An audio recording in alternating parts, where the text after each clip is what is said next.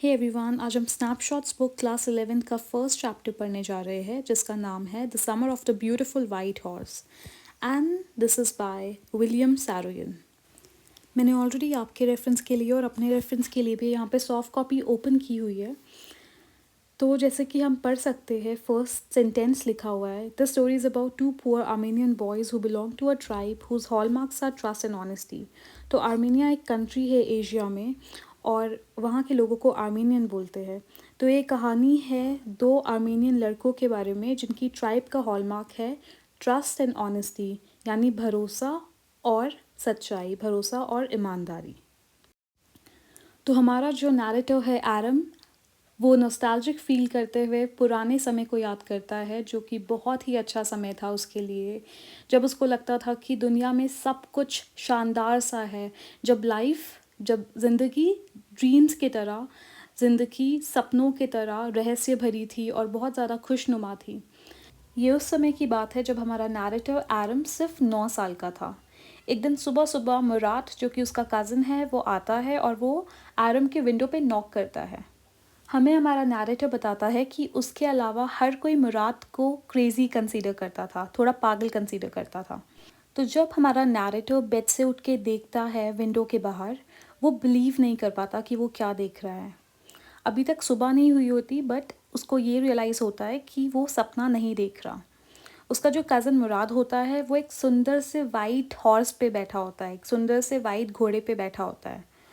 और मुराद को रियलाइज़ हो जाता है कि उसका कज़न एरम यकीन नहीं कर पा रहा कि वो एक घोड़े पे बैठा है। तो वो बोलता है, yes it's a horse, you not dreaming, make it quick if you want to ride. मतलब हाँ, ये एक हॉर्स ही है, तुम सपना नहीं देख रहे, अगर तुम्हें घुड़सवारी करनी है तो जल्दी करो। अब हमारा नैरेटिव हमें बताता है कि उसे पता था मुराद को वो सारी चीज़ें करनी ज़्यादा पसंद थी जिससे उसे ज़्यादा अलाइव फ़ील होता था।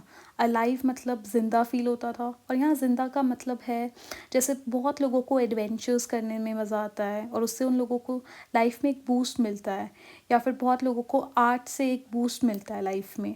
ऐसे ही मुराद वो somebody who would love being alive more than anybody else. लेकिन फिर भी एरम को ये यकीन नहीं हो पा रहा था कि मुराद के पास सच में एक हॉर्स है। तो यहाँ पे दो बातें हमारा नैरेटिव हमें बताता है। पहली ये कि जो उसकी अर्लीस्ट मेमोरीज़ रही है, बहुत पहले की मेमोरीज़ रही है, वो मेमोरीज़ ही घोड़ों की है। और जो उसकी सबसे शुरुआत की सबसे पहली लॉन्गिंग्स रही है, डिज़ायर्स रहे हैं, या फिर चाहत रही है, वो चाहत है घुड़सवारी करने की। दूसरी बात, एरम हमें ये बताता है कि ये लोग बहुत गरीब होते हैं। इनकी जो पूरी ट्राइब होती है वो पॉवर्टी स्ट्रिकन होती है, मतलब बहुत ज़्यादा गरीबी में डूबी होती है। इनकी जो फैमिली या फिर ट्राइब का नाम है वो है Garoghlanian family. Garoghlanian family is actually the name of a tribe, Armenian tribe. लेकिन सबसे ज़्यादा इम्पॉर्टेंट बात ये है कि गरीबी के बावजूद ये लोग, ये ट्राइब, ये फैमिली बहुत फेमस होती है अपनी ऑनेस्टी के लिए, अपनी ईमानदारी के लिए। ये फैमिली 11 सेंचुरी से मशहूर होती है अपनी ऑनेस्टी के लिए, अपनी ईमानदारी के लिए। और ये तब भी लागू था जब ये लोग सबसे वेल्दीएस्ट लोग थे, यानी सबसे ज़्यादा अमीर फैमिली हुआ करती थी। जब ये अपने आप पे गर्व महसूस करते थे, ईमानदारी से रहते थे और इनको सही और गलत की भी पहचान थी। और नैरेटिव हमें बताता है कि चोरी तो दूर की बात, ये लोग दुनिया में कभी भी किसी का फ़ायदा नहीं उठाते थे। इसलिए हालांकि हमारा नैरेटिव हॉर्स को देख पा रहा था, उसे स्मेल कर पा रहा था, उसे सूंघ पा रहा था, उसको सुन पा रहा था, उसकी ब्रीदिंग, और लेकिन वो ये नहीं बिलीव कर पा रहा था कि उसके कज़न का या उसका या उसके फैमिली मेम्बर्स में से किसी का भी उस हॉर्स के साथ कोई ताल्लुक भी हो सकता है। अब एरम को ये तो पता था कि मुराद हॉर्स खरीद नहीं सकता, और अगर उसने घोड़ा खरीदा नहीं है तो इसका मतलब उसने चुराया है। लेकिन एरम ने इस बात पे यकीन करने से मना कर दिया कि ये जो घोड़ा है ये चोरी का है, क्योंकि गरोग्लानियन फैमिली का कोई भी मेंबर चोर नहीं हो सकता। पहले तो एरम घोड़े को और मुराद को घूरते रहता है और फाइनली जाके वो मुराद से पूछ ही लेता है कि तुमने ये घोड़ा कहाँ से चुराया। ये सुन के मुराद कोई आंसर नहीं देता, वो बस ये बोलता है कि तुम विंडो से जल्दी से बाहर छलांग मारो अगर तुम्हें घुड़सवारी करनी है। तो एरम को समझ आ जाता है कि इसका मतलब पक्का घोड़ा चुराया हुआ है। अब हमारा 9 साल का एरम घोड़े को चुराने के एक्ट को अपने बच्चों वाले लॉजिक से जस्टिफाई करने की कोशिश करता है, क्योंकि उसके हिसाब से घोड़ा चुराने में और पैसे चुराने में काफ़ी फ़र्क होता है, तो शायद ये चोरी है ही नहीं। और उस समय ये दोनों घोड़े के पीछे इतने पागल थे कि इनको वो चोरी लगी ही नहीं। और एरम को ये भी लगता है कि जब तक वो घोड़े को बेच ना दे तब तक वो चोरी नहीं कहला सकती, और उसे पता होता है कि वो लोग घोड़े को बेचेंगे नहीं। अब एरम घुड़सवारी करने के लिए रेडी हो जाता है, विंडो से छलांग मार के वो फाइनली जाके हॉर्स पे चढ़ता है और अपने कज़न के पीछे बैठ जाता है। उस साल ये लोग वॉलनट एवेन्यू पे रहते हैं, जो कि टाउन के एज में होता है, मतलब टाउन के थोड़े बाहरी हिस्से में होता है, और उसके पीछे कंट्री होती है, यानी गांव वाला एरिया स्टार्ट हो जाता है। अब 3 मिनट से भी पहले ये लोग काफ़ी आगे पहुंच जाते हैं, काफ़ी आगे निकल जाते हैं, ऑलिव एवेन्यू में पहुंच जाते हैं, और फिर घोड़ा भी ट्रॉट करना स्टार्ट कर देता है, मतलब मीडियम रफ्तार में चलना स्टार्ट कर देता है। घोड़े के चलने को टक टक टक टक उसको ट्रॉट बोलते हैं, ट्रॉटिंग। अब हमारे नैरेटिव को सब कुछ अच्छा लग रहा होता है, उसे ताज़ी हवा में सांस लेना अच्छा लग रहा होता है, उसे हॉर्स के बैक पे बैठ के घुड़सवारी करना अच्छा लग रहा होता है, और इसका जो कज़न है जिसको हर कोई क्रेज़ी समझता है वो अब गाना गाने लग जाता है। एरम हमें मजाक में बताता है कि उसका कज़न गाना तो नहीं गा रहा होता है बल्कि दहाड़ रहा होता है। अब हमारा नैरेटर हमें ये बताता है कि हर एक फैमिली में कहीं ना कहीं एक क्रेज़ी स्ट्रीक होती है, यानी कि एक पागलपन वाली कैरेक्टरिस्टिक हर एक फैमिली में प्रेजेंट होती है, और हर किसी को लगता था कि इनकी फैमिली में मुराद में वो क्रेज़ी स्ट्रीक प्रेजेंट है, इसीलिए उसको नेचुरल डिसेंडेंट कहा गया है। डिसेंडेंट मतलब वंशज, जैसे एंसेस्टर्स मतलब होता है हमारे पूर्वज, वैसे ही पूर्वजों की जो आगे वाली पीढ़ियाँ होती हैं उनको डिसेंडेंट्स बोलते हैं। और मुराद से पहले इस क्रेज़ी स्ट्रीक के डिसेंडेंट अंकल खुसरोव रह चुके हैं। अब यहाँ अंकल खुसरोव का डिस्क्रिप्शन दिया हुआ है कि वो हट्टे कट्टे थे, उनका हेड काफ़ी स्ट्रॉन्ग था, उनके काले बाल थे, और पूरे सैन ख्वाकीन वैली में उनकी मूछें सबसे ज़्यादा लंबी थी। ये जो वर्ड है JOAQUIN, ये एक स्पेनिश वर्ड है और इसका प्रोनाउंसिएशन ख्वाकीन होती है, ना कि जॉकीन, इट्स ख्वाकीन। तो पूरे सैन ख्वाकीन वैली में उनकी मूछें सबसे लंबी थी, और इनका जो टेम्पर था, मतलब ये बहुत ज़्यादा शॉर्ट टेम्पर थे, इनको गुस्सा बहुत जल्दी आता था, बहुत ईजिली चिढ़ जाते थे, चिड़चिड़े थे, और इनमें सब्र नाम की कोई चीज़ नहीं थी। जब भी कोई इंसान कुछ बोल रहा होता था तो वो उसको ये कह के चुप करा देते थे कि it is no harm, pay no attention to it, मतलब इसमें घबराने वाली कोई बात नहीं है, तुम इस पे ध्यान मत दो। और चाहे कुछ भी हो जाए, अंकल खुसरो हमेशा यही डायलॉग मारते थे। यहाँ पे एक फ़नी सा इंसिडेंट हमारा नैरेटर हमारे साथ शेयर करता है। एक बार अंकल खुसरो एक नाई की दुकान में अपने बाल कटवा रहे थे, और इतने में उनका बेटा एरिक दौड़ के आता है घर से और उनको ये बताता है कि उनके घर में आग लग गई है। और ये सुन के पैनिक करने के बदले अंकल खुसरो बोलते हैं, it is no harm, pay no attention to it. और जो नाई होता है वो भी चौंक जाता है, और नाई उनको समझाता है कि अरे तुम्हारे घर में आग लग गई है। और फिर से अंकल खुसरो यही बोलते हैं, मैंने कहा ना घबराने की कोई बात नहीं है। तो जब बात पागलपन की कैरेक्टरिस्टिक की आती है तो हर कोई मुराद को अंकल खुसरो का नेचुरल डिसेंडेंट मानते हैं, जबकि मुराद के पिता ज़ोरब होते हैं, जो कि काफ़ी प्रैक्टिकल किस्म के इंसान होते हैं। और एरम हमें बताता है कि इनकी ट्राइब में ऐसा ही होता है। यहाँ पे वो हमें एक फ़िलॉसफिकल सी बात बताता है कि एक आदमी अपने बेटे के फिज़िकल शरीर का पिता तो हो सकता है, लेकिन ज़रूरी नहीं है कि वो उसकी स्पिरिट या आत्मा या मन का भी पिता हो। अब एरम और मुराद घुड़सवारी कर कर के गांव वाले एरिया में आ जाते हैं, और जब तक घोड़े का दौड़ने का मन करता है ये दोनों उसे दौड़ने देते हैं। अब आखिर में जाके मुराद अपने कज़न को बोलता है, एरम को बोलता है, get down, I want to ride alone, कि तुम नीचे उतरो, मुझे अकेले घुड़सवारी करनी है। ये सुन के एरम मुराद से पूछता है कि क्या तुम मुझे भी अकेले घुड़सवारी करने दोगे? और मुराद बोलता है कि वो तो घोड़े के ऊपर है। ये सुन के एरम बोलता है कि घोड़ा तो मुझे राइड करने ही देगा, और मुराद बोलता है कि देखेंगे, हम देखेंगे, और तुम ये मत भूलो कि आई have a way with a horse, मतलब मुझे घोड़ों से डील करना आता है। और ये जो डायलॉग है मुराद का, ये बार बार रिपीट होता है पूरे टेक्स्ट में। अब जैसे तैसे इनका डिस्कशन ख़त्म होता है और मुराद फाइनली जाके घोड़े को अकेले चलाने के लिए रेडी हो जाता है। वो अपनी हील्स को घोड़े के साइड पे किक करता है और चिल्ला के बोलता है, वज़ायर रन, वज़ायर भागो। और इतने में वो घोड़ा अपने 2 पैरों में खड़ा हो जाता है, स्नॉट करता है, स्नॉट घोड़े की आवाज़ को बोलते हैं, और एक बहुत ही फ़ास्ट स्पीड में दौड़ने लग जाता है। और ये पूरा सीन हमारे नैरेटिव को बहुत ही ज़्यादा बढ़िया, बहुत ही ज़्यादा दिलचस्प और बहुत ही ज़्यादा सुंदर लगता है। अब मुराद घोड़े पे सवार होता है और घुड़सवारी करते-करते वो पहले तो एक ड्राई ग्रास के फील्ड को पूरा पार करता है और फिर एक इरिगेशन डिच यानी सिंचाई का जो डिच होता है उसको भी मुराद क्रॉस करता है घोड़े पे सवार, और जब 5 मिनट बाद वो वापस आता है वो पूरा भीग चुका होता है। इतने में सनराइज़ भी हो रहा होता है और अब बारी होती है हमारे नैरेटर एरम की। एरम अब घोड़े के बैक पे चढ़ता है और फॉर अ मोमेंट, मतलब कुछ क्षण के लिए तो उसको बहुत ही ज़्यादा डर लगता है, और जो घोड़ा होता है वो बिल्कुल मूव नहीं करता। अब मुराद एरम को बोलता है कि अरे उसको पहले मसल्स पे तो किक करो तभी तो वो भागेगा, और तुम जल्दी करो क्योंकि हमें सबके जगने से पहले उसे वापस रख के आना है।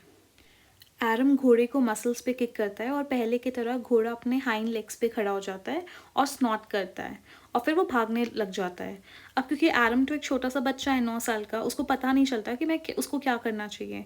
और अब क्या होता है, ये जो घोड़ा है वो इरिगेशन डिच की तरफ जाने के बदले दिकरा हलबिया के वाइन यार्ड की तरफ जाने लग जाता है, रोड के रास्ते, जहाँ पे वो बहुत बार ऐसे लीप करता है, जंप करता है, और फाइनली जाके वो हमारे नैरेटिव को गिरा देता है और अपना भागते रहता है। इतने में फटाफट मुराद भाग के आता है और वो एरम को बोलता है कि मुझे तुम्हारी चिंता नहीं है, मुझे घोड़े की चिंता है, क्योंकि हमें उसको फटाफट ढूंढना पड़ेगा। तुम इस तरफ जाओ, मैं इस तरफ जाता हूँ, और अगर तुम्हें वो मिले तो जल्दी से मुझे बताना, मैं पास ही रहूँगा।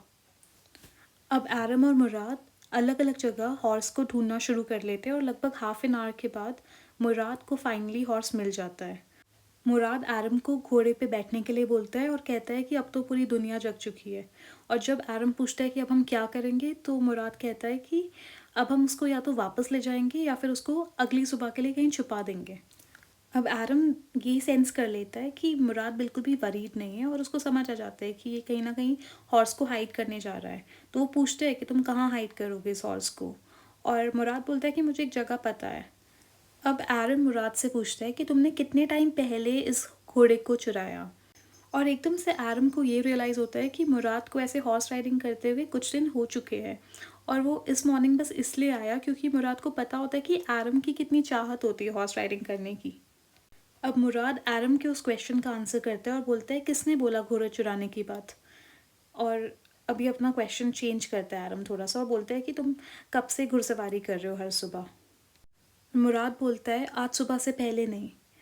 और ये सुन के एरम पूछता है कि क्या तुम सच बोल रहे हो, और मुराद बोलता है कि ऑफ कोर्स नॉट, नहीं मैं सच नहीं बोल रहा, लेकिन अगर कोई पूछता है तो तुम्हें यही बोलना है।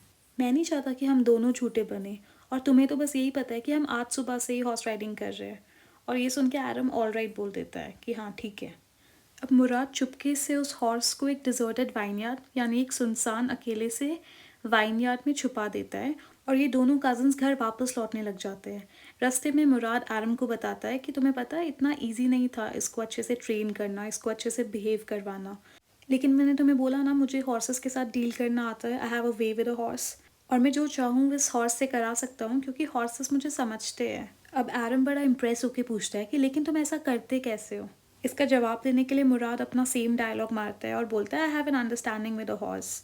और जब एरम पूछता है कि हाँ लेकिन कैसी understanding, what sort of an understanding, तो मुराद बोलता है कि a simple and honest one, मतलब एक सरल और एक सच्ची सी अंडरस्टैंडिंग। मुराद का ये आंसर थोड़ा इंटरेस्टिंग है और थोड़ा इम्पॉर्टेंट भी है क्योंकि ये उसका एनिमल्स के साथ बॉन्ड शो करता है। जैसे हम आगे भी देखेंगे, आगे जाके स्टोरी में हम देखेंगे कि वो एक इंजर्ड बर्ड की हेल्प कर रहा होता है। फ़िलहाल के लिए हम आगे बढ़ते हैं। तो अब एरम कहता है कि काश मुझे भी ये पता होता कि ऐसी अंडरस्टैंडिंग डेवलप कैसे करते हैं।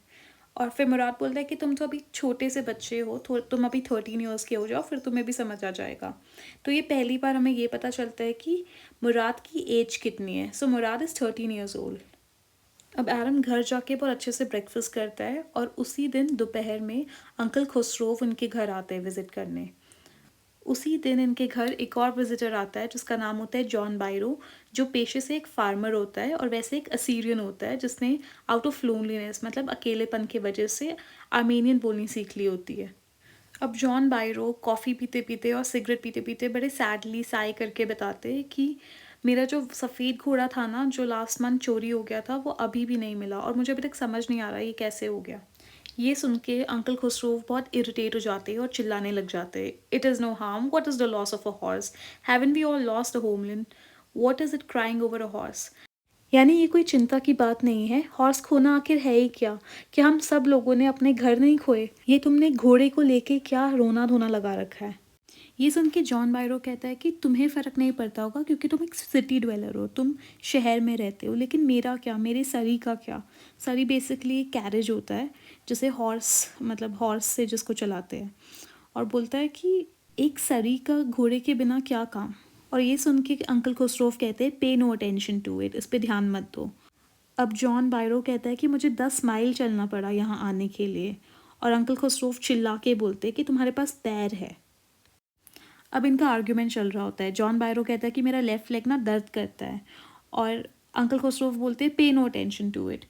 फिर जॉन बायरो बोलते हैं कि मुझे इस हॉर्स को ख़रीदने में $60 लग गए, और खुसरोव अंकल खुसरोव बोलते हैं आई स्पिट ऑन मनी, कि मेरे लिए मनी की कोई वैल्यू नहीं है, यानी मुझे मनी से कुछ फ़र्क नहीं पड़ता। और ये कह के अंकल खुसरो उठते हैं और गुस्से से दरवाज़ा पटक के घर से बाहर चले जाते हैं। और अब एरम की मम्मी जॉन बायरो को एक्सप्लेन करती है कि उनका एक्चुअली दिल ख़राब नहीं है, उनका दिल बहुत साफ़ है, बस प्रॉब्लम ये है कि वो थोड़े होम सिक है। जॉन बायरो वहाँ से चले जाते हैं और फटाफट एरम अपने कज़न मुराद के घर भागता है। मुराद एक आड़ू के पेड़ के नीचे बैठा होता है और वो क्या कर रहा होता है, एक रॉबिन बर्ड होती है जिसकी विंग में चोट लगी होती है, वो उसको रिपेयर करने की कोशिश कर रहा होता है, उसकी मदद करने की कोशिश कर रहा होता है, और वो उस चिड़िया से बात भी कर रहा होता है। अब एरम मुराद को जॉन बायरो के बारे में सब कुछ बताता है, और मुराद को बोलता है कि तुम मुझे प्रॉमिस करो कि तुम तब तक इस घोड़े को वापस नहीं करोगे जब तक मैं घुड़सवारी सीख ना लूँ।